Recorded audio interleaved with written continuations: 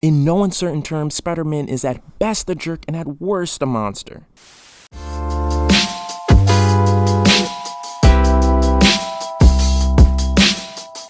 Welcome to The Science Side, a discussion of your favorite parts of pop culture and how they would scientifically work. My name's Brandon, and I have a bone to pick with that wall-crawling menace. In this inaugural episode, we hold no punches and get straight to one of the most terrifying superhero secrets ever, and it's been hiding in plain sight. Most people in the world have at least an elementary understanding of who Spider-Man is, but if you don't, then alright.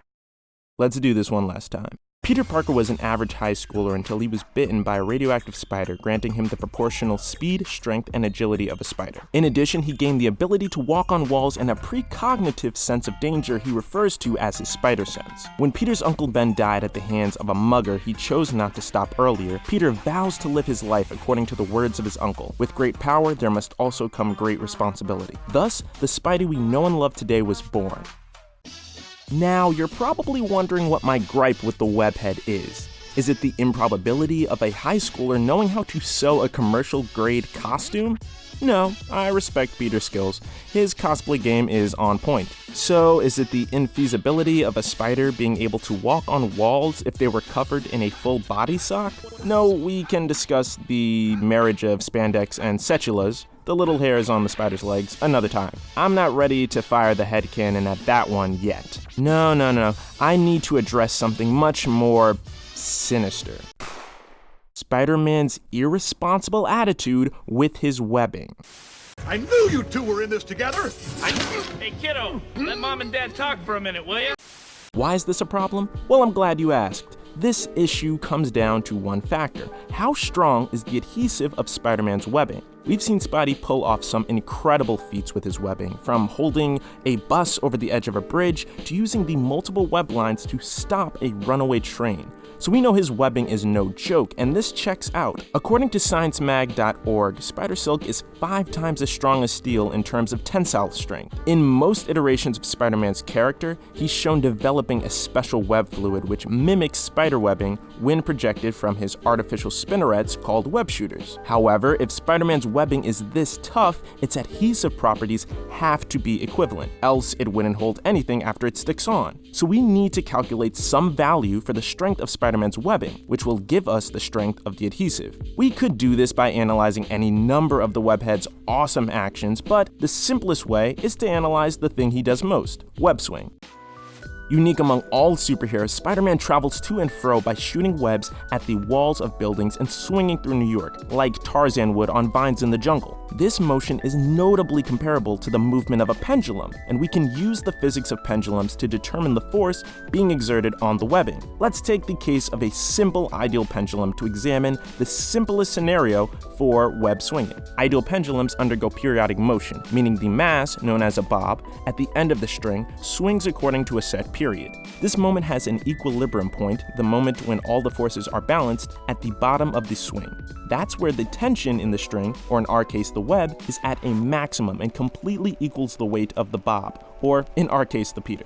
So, to find the tension of the web, we just need to calculate the weight of Peter Parker. A quick trip to the official Marvel Fandom page for Spider-Man tells us that Peter is about 167 pounds, or about 76 kilograms. That means the force of tension in the web must equal at least 745 newtons at the bottom of the swing, in order for it not to snap and send Spider-Man plummeting to the pavement, because nobody wants to see that on their commute to work. This means the adhesive strength of the webbing must also be at least 745 newtons, or else the webbing would peel off like a weak piece of tape. I know this number is a bit nebulous, but I don't think you're terrified enough by what this means. We're talking about adhesive along the lines of Gorilla Glue. You know, the stuff meant to permanently bond two things together. And to be honest, we're seriously lowballing this minimum web strength. We didn't factor in the acceleration due to Spider-Man pulling himself through the swing. The Film Theory episode on web swinging calculated Spidey would be experiencing about 3 times the force we calculated here. But let's stick with our simple example to give Spider-Man the benefit of the doubt. So, in this scenario, our friendly neighborhood Spider-Man is simply chucking a mildly hazardous adhesive material all over Manhattan, not a ludicrously dangerous one. Now, to be fair, it's been established that Spider-Man's webs dissolve relatively quickly, so I'm willing to assume the adhesive somehow dissolves as well. But stop and consider what happens in that 120 minutes of web-plastered purgatory. Hey, that's gonna dissolve in 2 hours. No. Come fix this. 2 hours. You deserve that. I got ice cream in You here, deserve man. that. You're a criminal. Bye, Mr. Criminal. Recent research on ergonomics, the study of people's efficiency in work environments, suggests humans can only safely pull about 30% of their body weight. Thus, for the average American man who weighs 197.6 pounds, or about 90 kilograms, they can only pull about 265 newtons safely. For the average American woman at 170.6 pounds or 77 kilograms, that safety limit drops to 226 newtons. So if you're a regular person, you have no hope of ripping this webbing off without causing a hernia or exhibiting super strength of your own. What keeps me up at night are these two following things. 1, a surprising number of Spider-Man villains are just regular people in colorful costumes with no super strength. And 2, Spider-Man's go-to gag is to shoot webbing at their mouth? This is a problem. There are so many issues. I get he wants the villains to shut up, but what if Spider-Man shoots the web a little too high and it webs their mouth and nostrils? Now they're going to suffocate. Congratulations, Peter, you're a murderer. You're a murderer with incredible cosplay skills. Or, what if Spider-Man only webs the mouth, but the person starts to hyperventilate and passes out? That's a hazard to their health. And note the reality that Spider-Man also pulls this gag on regular people like J. Jonah Jameson for laughs.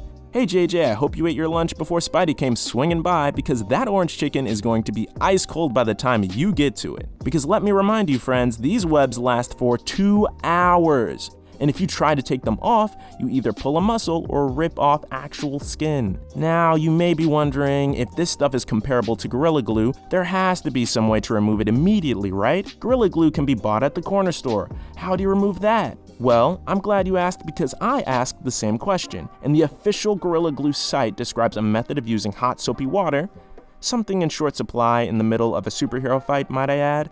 And what course of action should be taken if you swallow a super adhesive like Gorilla Glue? Why, that's simple. You should relax and call the poison control. Good thing Spider-Man only shoots webs at people's mouths when they have them open for talking. Right.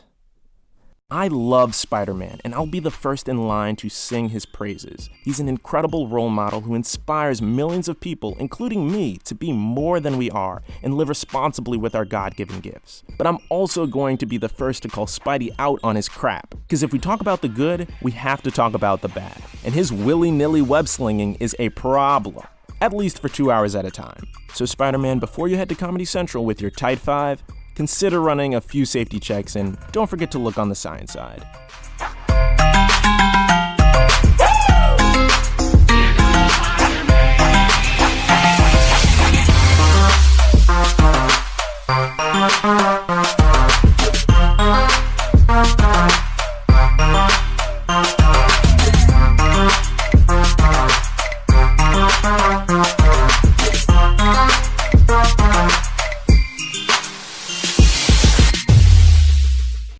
If you want more nerdy content, head to the Daily Fandom, which is at thedailyfandom.com, where we post everything for fans by fans.